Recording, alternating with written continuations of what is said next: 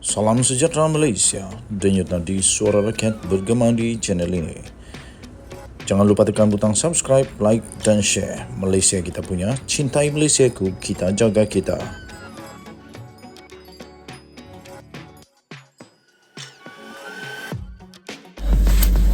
Salam sejahtera Malaysia, denyut nadi suara rakyat bergema di channel ini. Nampaknya Perikatan Nasional semakin takutlah sekarang ini rasanya saja. Apa tidaknya, tiba-tiba MP Bukit Gantang mendedahkan ada 7 ke 8 orang yang bakal akan sertai untuk menyokong Kerajaan Madani Datuk Seri Anwar Ibrahim dan Kerajaan Perpaduan Agong. Tiba-tiba nama Rosul muncul. Nama Rosul muncul. Tiba-tiba nama Rosul muncul. Pernah dulu Rosul menafikan dia sokong Anwar atau meninggalkan PN. Kali ini muncul lagi nama dia sekali lagi, dinafikan lagi. Tapi kali ini tidak tahulah dia menafi ini betul-betul jadi atau tidak. Tapi Rosul menafikan bakal sokong Perdana Menteri. Ahli Parlimen Hulu Terengganu berkata dakwaan tular di WhatsApp itu bertujuan untuk menggugat kesepaduan Perikatan Nasional. Tapi politik di Malaysia moden sekarang ini, tuan-tuan dan puan-puan, segalanya bermula dengan berita kabar angin. Kabar angin dulu. Kabar angin dinafi, akhirnya jadi kenyataan. Tapi tidak tahulah dengan kes si Rosul ni pula. Ahli Parlimen Hulu Terengganu, Rosul Wahid, menafikan dakwaan yang tular di WhatsApp. Kononnya beliau bakal mengisytiharkan sokongan kepada Perdana Menteri Anwar Ibrahim. Ahli Majlis Pimpinan Tertinggi Bersatu itu menyifatkan dakwaan tersebut adalah berniat jahat dan bertujuan menggugat kesepaduan serta menjatuhkan imej ahli Parlimen Perikatan Nasional dan PN dan Bersatu itu. Katanya, saya ingin menegaskan bahawa saya tidak pernah mengeluarkan sebarang kenyataan sedemikian kepada mana-mana pihak, terutamanya media. Kemudian dia terus berkata juga, pendirian saya tetap teguh dan kekal taat setia bersama rakan pemimpin lain untuk meneruskan perjuangan dalam PN, katanya dalam kenyataan di Facebook. Jadi apa yang terjadi? Telah tular di aplikasi WhatsApp, tangkap layar, screenshot lah orang kata, screenshot laporan sebuah portal berita bertajuk Sokong PM, Rosul akan keluar kenyataan esok. Wow, yang menggambarkan Rosul seolah-olah akan menjadi wakil rakyat PN terbaru menyokong Anwar. Rosul berkata beliau tidak akan teragak-agak mengambil tindakan undang-undang terhadap mana-mana pihak yang tidak bertanggung jawab menyebarkan berita palsu itu. Terdahulu, Ahli Parlimen Bukit Gantang, Syed Abu Hussein Hafiz Syed Abdul Fasal mendakwa 7 atau 8 lagi. Bukan yang 5 tu tau. Yang ini tambahan baru. Wakil rakyat PN dari beberapa negeri akan menyuarakan sokongan kepada Perdana Menteri dalam masa terdekat ini. Tetapi beliau tidak mendedahkan sama ada mereka dari PAS atau dari Bersatu. Pada 28 November lalu, Syed Abu Hussein mengisytiharkan sokongan kepada Anwar dan Kerajaan Perpaduan ketika waktu pertanyaan menteri di Dewan Rakyat. Beliau ialah wakil rakyat pembangkang yang kelima yang menyuarakan sokongan kepada Anwar Ibrahim selepas 4 orang yang lain, iaitu daripada Jeli, Gua Musang, Kuala Kangsar dan Labuan. Okey, so apa jadi selepas ini kita tengoklah. Ya, memang dia nafi sekarang, tapi sudah 2 kali nafi, terbukti dia seorang yang betul lah. Tapi itu 2 kali, mana tahu ketiga kali, keempat kali, tidak tahulah. Tapi Rosul setakat ini tidak mahu menyokong Perdana Menteri menurut kenyataan dia. Kita tengok sejalah sama ada ia betul atau tidak. Denyut nadi suara rakyat bergema di channel ini. Bye-bye. Salam sejahtera Malaysia, denyut nadi suara rakyat bergema di channel ini.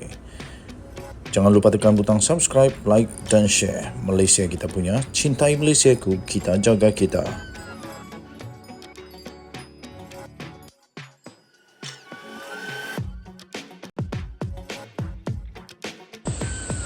Salam sejahtera Malaysia, denyut nadi suara rakyat bergema di channel ini. Akhirnya, berikut ialah berita yang telah diterbitkan di beritaharian.com.my. Berita 12 Disember 2023 terkini senarai penuh Kabinet Malaysia. Berita penuh Putrajaya. Perdana Menteri Datuk Seri Anwar Ibrahim mengumumkan rombakan Kabinet di bangunan Putra di sini hari ini. Berikut adalah senarai penuh yang diumumkan. Perdana Menteri Datuk Seri Anwar Ibrahim. Timbalan Perdana Menteri Datuk Seri Dr. Ahmad Zahid Hamidi. Timbalan Perdana Menteri II Datuk Seri Fadilah Yusof. Menteri Keuangan Datuk Seri Anwar Ibrahim. Menteri Keuangan II Datuk Seri Amir Hamzah Azizan. Timbalan Menteri Keuangan Lim Hui Ying. Menteri Kemajuan Desa dan Wilayah Datuk Seri Dr. Ahmad Zahid Hamidi. Timbalan Menteri Kemajuan Desa dan Wilayah Datuk Hajah Rubiah Wang. Menteri Peralihan Tenaga dan Daya Guna Awam Datuk Seri Fadilah Yusof. Timbalan Menteri Peralihan Tenaga dan Daya Guna Awam Akmal Nasrul Muhammad Nasir. Menteri Pengangkutan Lok Siu Fuk. Timbalan Menteri Pengangkutan Hasni Habibullah. Menteri Pertanian dan Keterjaminan Makanan Datuk Seri Muhammad Sabu. Timbalan Menteri Pertanian dan Keterjaminan Makanan Datuk Arthur Joseph Kurum. Menteri Ekonomi Muhammad Rafizi Ramli.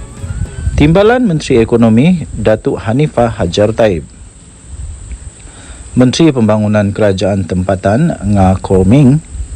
Timbalan Menteri Pembangunan Kerajaan Tempatan Datuk Aiman Atira Sabu. Menteri Luar Negeri Datuk Seri Muhammad Hassan. Timbalan Menteri Luar Negeri Datuk Muhammad Alamin. Menteri Kerja Raya Datuk Seri Alexander Nantalinggi. Timbalan Menteri Kerja Raya Datuk Seri Ahmad Maslan. Menteri Dalam Negeri Datuk Seri Saifuddin Nasution Ismail. Timbalan Menteri Dalam Negeri Datuk Seri Dr. Samsul Anwar Nasara. Menteri Pelaburan, Perdagangan dan Industri Tengku Datuk Seri Zafrul Tengku Abdul Aziz. Timbalan Menteri Pelaburan, Perdagangan dan Industri Liu Chin Tong. Menteri Pertahanan Datuk Seri Muhammad Khalid Nordin. Timbalan Menteri Pertahanan Adli Zahari. Menteri Sains Teknologi dan Inovasi Chang Li Kang. Timbalan Menteri Sains Teknologi dan Inovasi Datuk Muhammad Yusuf Abdal. Menteri Pembangunan Wanita Keluarga dan Masyarakat Datuk Seri Nancy Shukri. Timbalan Menteri Pembangunan Wanita Keluarga dan Inovasi Datuk Seri Noraini Ahmad. Menteri di Jabatan Perdana Menteri Datuk Seri Azalina Osman Said. Timbalan Menteri di Jabatan Perdana Menteri M. Kulasegaran. Menteri Sumber Asli dan Kelestarian Alam Nik Nazmi Nik Ahmad. Timbalan Menteri Sumber Asli dan Kelestarian Alam Datuk Seri Huang Tiong Si. Menteri Pembangunan Usahawan dan Koperasi Datuk Ewan Benedict. Timbalan Menteri Pembangunan Usahawan dan Koperasi Datuk R. Ramakrishnan. Menteri Pendidikan Tinggi Datuk Seri Zamri Abdul Kadir. Timbalan Menteri Pendidikan Tinggi Datuk Muhastafa Elias Muhammad Yunus Sakmud. Menteri Pelancongan Seni dan Budaya Datuk Seri Tiong King Sing. Timbalan Menteri Pelancongan Seni dan Budaya Khairul Firdaus Akbar Khan. Menteri Komunikasi Ahmad Fahmi Muhammad Fazil. Timbalan Menteri Komunikasi Teo Ni Ching. Menteri Pendidikan Fadilah Siddiq. Timbalan Menteri Pendidikan Wong Kah Wong. Menteri Perpaduan Datuk Aaron Algo Anak Dagang. Timbalan Menteri Perpaduan K. Saraswati. Menteri di Jabatan Agama Hal Ehwal Agama Datuk Seri Muhammad Naim Mokhtar. Timbalan Menteri di Jabatan Agama Hal Ehwal Agama Dr. Zulkifli Hasan. Menteri Belia dan Sukan Hana Yeoh, Timbalan Menteri Belia dan Sukan Adam Adli Abdul Halim, Menteri di Jabatan Perdana Menteri Wilayah Persekutuan Dr. Zaliha Mustafa, Menteri Perdagangan Dalam Negeri dan Kos Sara Hidup Datuk Amir Zan Muhammad Ali, Timbalan Menteri Perdagangan Dalam Negeri dan Kos Sara Hidup Fuzia Saleh, Menteri Perdagangan dan Komoditi Datuk Seri Johari Abdul Ghani, Timbalan Menteri Perdagangan dan Komoditi Datuk Chan Fong Hin, Menteri Kesihatan Datuk Seri Dr. Zulkifli Ahmad, Timbalan Menteri Kesihatan Datuk Lukan Isman Awang Sauni, Menteri Digital Gobind Singh Dio, Timbalan Menteri Digital Datuk Ugak Anak Kumbong, Menteri Sumber Manusia Steven Sim Chi Kiong, Timbalan Menteri Sumber Manusia Datuk Seri Abdul Rahman Muhammad. Sekian untuk senarai penuh Kabinet Malaysia 2023. Denyut nadi suara rakyat bergema di channel ini. Jangan lupa tekan butang subscribe, like dan share. Bye-bye. Salam sejahtera Malaysia. Menjelang angkat sumpah petang ini untuk menteri-menteri kabinet yang baru dan yang lama, yang baru saja pun. Okey. Jadi ada keputusan yang telah diumumkan oleh Azalina Osman Said yang mengejutkan Malaysia. Tapi saya sangat setuju. Sebagai rakyat Sabah, saya gembira dengan pengumuman yang dinyatakan oleh Azalina ini. Kes Sulu, Malaysia mahu stempa di penjara, kata Azalina. Azalina Osman Said berkata keputusan mahkamah dalam kes itu penting kerana dapat mematikan semua tuntutan kumpulan Sulu yang amat merepek. Kerajaan Malaysia mahu Mahkamah Madrid untuk menjatuhkan hukuman penjara ke atas Gonzalo Stempa yang didakwa telah menghina mahkamah berulang-ulang kali, mengingkari perintah mahkamah membatalkan pelantikannya sebagai penimbang tara dalam kes pertikaian Sulu. Menteri Undang-Undang dan Reformasi Institusi iaitu Azalina Osman Said berkata, keputusan mahkamah dalam kes itu amat penting kerana ia memberikan kekuatan lebih kepada Malaysia untuk mematikan semua tuntutan kumpulan Sulu yang disifatkan amat merepek. Katanya keputusan ini juga sebagai satu jaminan untuk kita dapat mematikan, menghentikan sebarang tuntutan yang sama di mana-mana negara yang berkemungkinan mungkin berjulak timbul pada selepas ini. Keduanya, kata Azalina Osman Said, saya berharap kalau boleh dia dipenjara. Kalau dia memang bersalah, kasih penjara lah. Bikin susah negara orang saja. Lepas ini nanti ada pula dari negara yang lain, daripada kuasa yang lain membuat tuntutan, diguna lagi dia yang sebenarnya sudah pun tidak boleh ditolak untuk menjadi penimbang tara. Jadi jangan, baguslah badan muka dia. Jadi Azalina Osman Said berkata dia berharap supaya Stempa boleh dipenjara, bukan saja didenda, sebab perangai dia betul-betul kurang ajar dan biadab kepada Malaysia. Katanya pada sidang media dalam talian selepas menghadiri prosiding perbicaraan jenayah Stempa di Madrid dan Mahkamah Madrid. Pada 25 Mei 2020, Stempa memberikan award akhir iaitu 14.9 bilion, iaitu kira-kira 62.59 bilion kepada 8 individu yang mendakwa waris Sultan Sulu. Dalam usaha menguatkuasakan award itu, mereka dilaporkan cuba menyita aset Malaysia, aset Syarikat Petroleum Malaysia, Petronas di Luxembourg serta Belanda, selain menyasarkan aset diplomatik negara di Perancis termasuklah kedutaan. Azalina berkata mahkamah menangguhkan keputusan kes itu ke tarikh lain yang belum ditetapkan. Beliau berkata pejabat pendakwa raya Spanyol dan Malaysia menuduh Stempa melakukan jenayah menghina mahkamah yang serius serta melakukan amalan profesional tanpa kelayakan.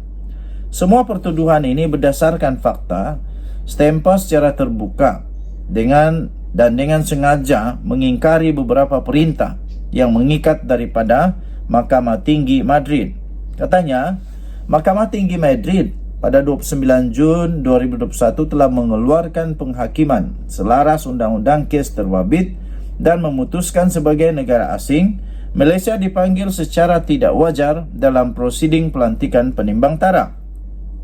Justru, mahkamah itu membatalkan pelantikan Stempa dan semua tindakannya serta mengarahkan Malaysia dipanggil secara wajar manakala prosiding timbang tara itu dimulakan kembali. Perintah pembatalan pelantikan Stempa kemudian dikekalkan Mahkamah Perlembagaan Spanyol selepas warga Filipina itu gagal dalam rayuan mereka.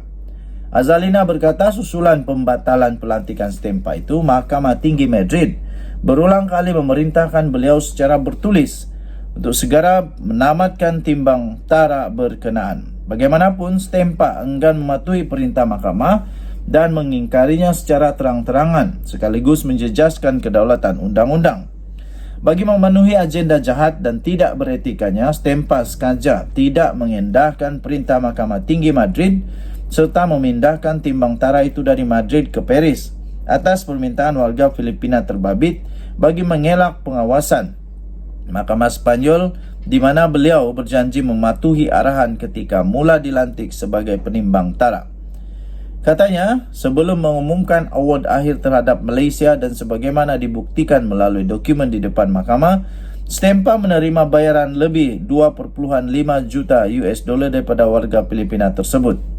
Pada Disember 2021, selepas pemindahan prosiding timbang tara dari Spanyol ke Perancis yang tidak pernah berlaku, Malaysia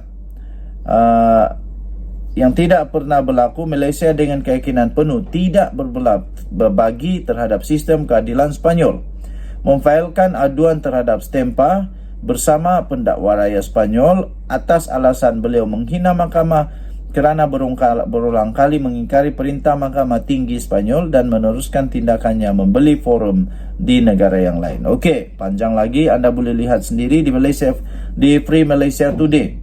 Free Malaysia Today 11 Disember 2023. Tajuknya, Kes Sulu Malaysia Mau Stempa di penjara, kata Azalina. Itu tadi Suara Rakyat bergema di channel ini. Bye-bye.